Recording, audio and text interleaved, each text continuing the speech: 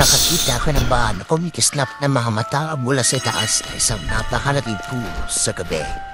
Baka hindi yan ipon, baka kap. Sa alamat ng Pilipinas, ang kapre ay nabuhalang nilalang na nakatira sa matataas at matatandang puno. Naninigarilyo ng malaking tabako na pumikislap sa dilim. Hindi sila palaging masama pero mahilig manggulo.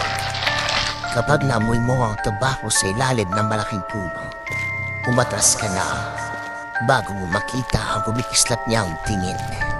Ikaw ba, lalapit ba sa punong yon? Sa isang tahimik na baryo, may nilalang na gumagala tuwing gabi. Aswang, kalahating tao, kalahating halib. Mahilig sa laman at ko.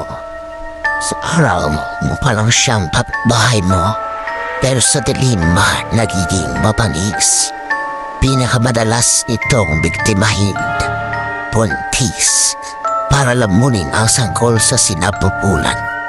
Sabi nila, kapag narinig mo ang tik-tik na palakas ng palakas, lumayo ka dahil kung hindi, baka nasa bumong na siya ngayon.